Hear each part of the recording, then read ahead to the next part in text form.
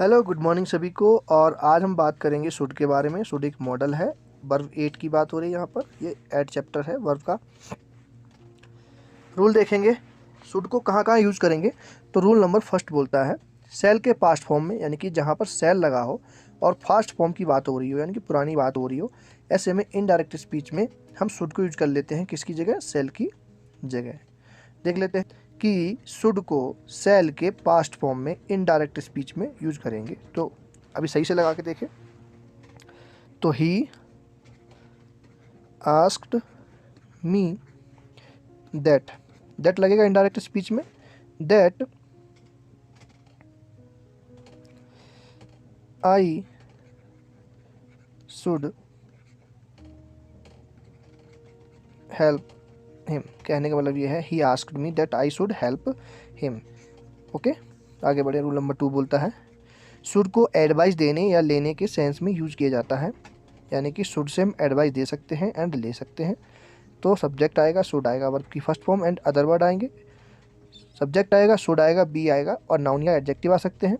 यहाँ पर पॉसिबिलिटी की बात, ओके, आपको ये करना चाहिए, ये प्रेजेंट की बात होगी। यहाँ पर चाहिए था, जब पुरानी बात हो यानी कि पास्ट की बात हो तब हैव एंड V3 लग जाएगा। सेम सब्जेक्ट शुड V3, यानी कि have and V3 and other word. तो पछतावा के लिए मुझे ये करना चाहिए था लेकिन मैंने ये कर नहीं पाया, है ना। एग्जाम्पल देखते हैं। You should not laugh at his mistake, यानी आपको हंसना नहीं चाहिए किसी की गलती के ऊपर। ओके, नेक्स्ट देखिए। You should have gone his home, तुम्हें उसके घर जाना चाहिए था। क्यों? यहाँ पर हैव लग गया, थर्ड फॉर्म आ गई, पुरानी बात है, चाहिए था। ओके, नेक्स्ट देखते हैं। I should have joined the English classes, यहाँ भी पास्ट की बात हो रही है, पुरानी बात हो रही है, यानी कि मुझे इंग्लिश क्लासेस ज्वाइन कर लेना चाहिए था। तो ऐसे केस में शुड को यूज़ कर लेते हैं। नेक्स्ट बात अगर हम बोलें तो शुड को रूल नंबर 3 में कैसे यूज़ करेंगे? ड्यूटी एंड मॉरल ऑब्लिगेशन के लिए, यानी कि शुड को कहाँ कहाँ और यूज़ किया जा सकता है?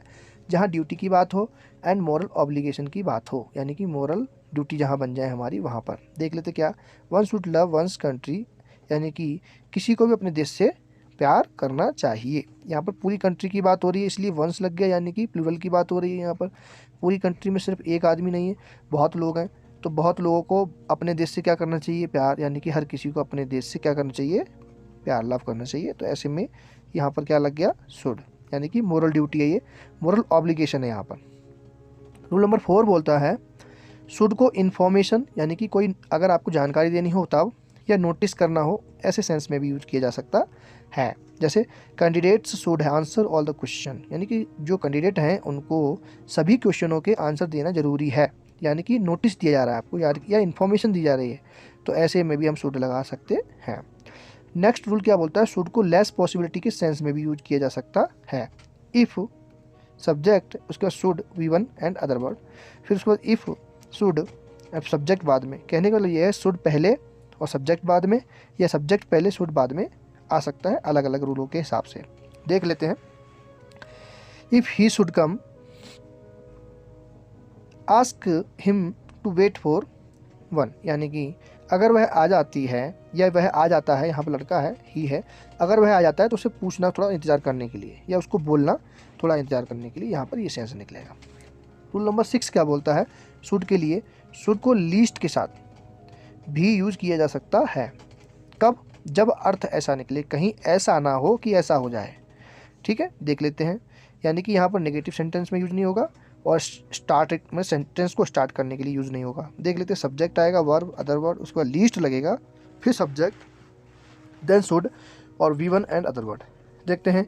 ही वर्क हार्ड, उसे मेहनत करना चाहिए। लीस्ट ही शुड फेल, नहीं तो मैं फेल हो जाएगी, यानी कि जाएगा।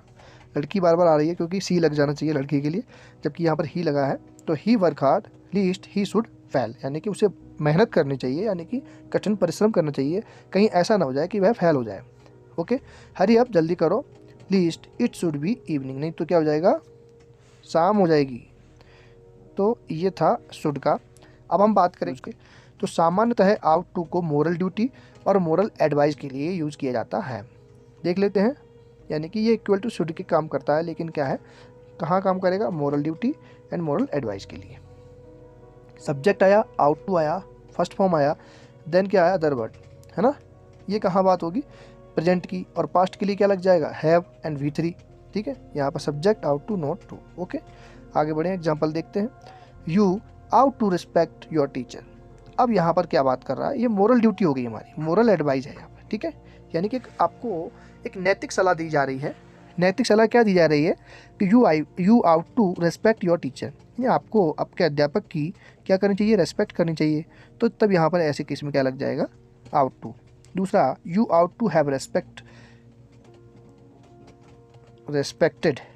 ओके, क्यों, क्योंकि यहाँ पर हैव लग गया और हैव के बाद वी का क्या लगेगा, थर्ड फॉर्म। तो you ought to have respected your teacher, यानी कि आपको अपने अध्यापक की इज्जत करनी चाहिए थी।